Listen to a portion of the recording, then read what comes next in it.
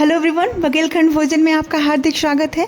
हमारे बघेलखंड में ना इस तरह से ठंडी आते ही तरह तरह के सठौरा, अलसी के सठौरा, सोट के सठौरा और गोंद के सठौरा बहुत सारे तरह तरह के बना के रख देते हैं, क्योंकि ना इसके ढेरों फ़ायदे हैं। कोई बड़े बुजुर्ग, बच्चा या फिर न्यू मदर जिनके अभी तुरंत बच्चा पैदा हुआ हो, उनके लिए बहुत फ़ायदेमंद है और इसके ढेरों फ़ायदेमंद हैं। तो चलिए बनाना शुरू करते हैं। ये 200 ग्राम बादाम है, 200 ग्राम काजू है, 200 ग्राम किशमिश है, 200 ग्राम मखाना है और 200 ग्राम भुना हुआ चना है, 100 ग्राम ये कद्दू के बीज हैं और 50 ग्राम ये चिरौंजी है। इन सबको हम भूनेंगे। चना पहले ही भुना हुआ है तो उसको नहीं भूनेंगे।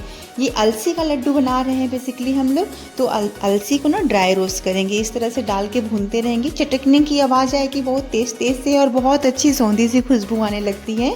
और ना इसको हाथ से ऐसे मसल के देखेंगे तो एकदम पाउडर फॉर्म में होएगा। आप समझ जाएं कि ये अभी बन के तैयार है। मैं दूसरा सिप भी इसी तरह से भून के निकाल ली हूँ और फिर कढ़ाई में डालेंगे देसी घी। इन सब देसी घी डाल के ना जो सारे हमारे ड्राई फ्रूट्स हैं उनको भून के निकाल लें। सूखे मेवे अपने हिसाब से कम या ज़्यादा या जो खाते हो या नहीं खाते हो उसको हटा सकते हैं और डाल सकते हैं। तो काजू बादाम को भूनने के बाद पहले घी में काजू डालेंगे, फिर उसी में किशमिश भी डाल देंगे क्योंकि उसका जो टाइम है भूनने का बहुत कम है। और फिर चिरौंजी और ये कद्दू के बीज भी भून लेंगे। ये भी बहुत ज़्यादा फ़ायदेमंद होता है।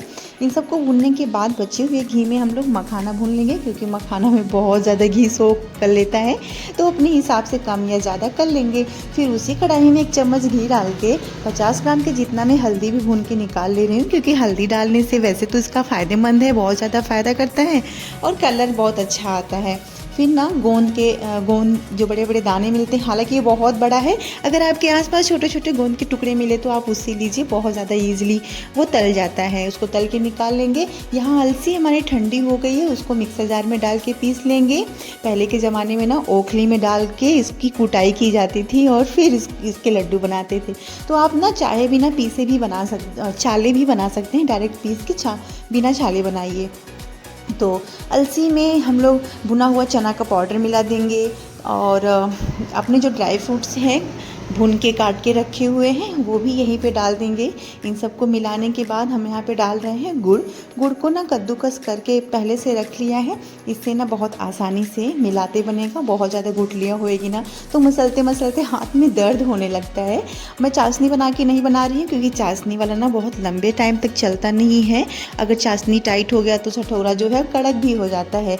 यहाँ पर मैंने हल्दी डाल दिया। 150 ग्राम के जितना ये सौंठ है, सौंठ अपने अनुसार ले लीजिए। हमारे यहाँ तो एकदम तीखा तीखा सठौरा बनाते हैं ताकि खाने में बहुत मज़ा आए, तो इसका टेस्ट अच्छा आना चाहिए। वैसे भी इसका जो अभी ठंडी चल रहा है ना तो गर्म रखता है हमारे खाने में, हमारे सेहत के लिए।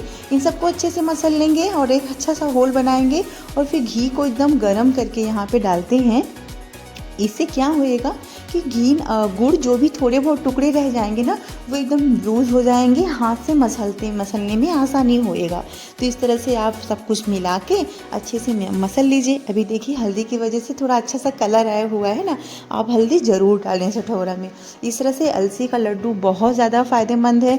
अगर आप लड्डू के फॉर्म में नहीं खाना चाहते हैं तो फिर इसको अलसी को हमेशा घर में भून के रखिए। 1 चम्मच डेली खाइए। अलसी इतना ज़्यादा फ़ायदेमंद है। इस तरह से लड्डू बना के रख लीजिए।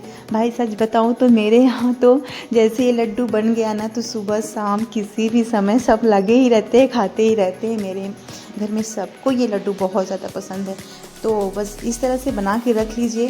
पूरी ठंडी आप खाइए, एकदम से ताकत फील होएगा आपको। एक और जो न्यू मदर है ना, 1-2 लड्डू खा के और 1 गिलास दूध पी लेंगे ना, बहुत ज़्यादा स्वादिष्ट होता है, बहुत ज़्यादा फ़ायदेमंद होएगा। और कहते हैं कि बच्चे के दूध पिलाने में ये बहुत ज़्यादा हेल्प होएगा, अच्छा सा दूध निकलता है मदर को। तो इस तरह से बन के तैयार है हमारा बहुत ही स्वादिष्ट गोंद और अलसी के लड्डू, जो स्वाद के साथ साथ बहुत ज़्यादा फ़ायदेमंद है। तो मेरी वीडियो पसंद आए तो प्लीज़ लाइक करें, चैनल को सब्सक्राइब करें। धन्यवाद।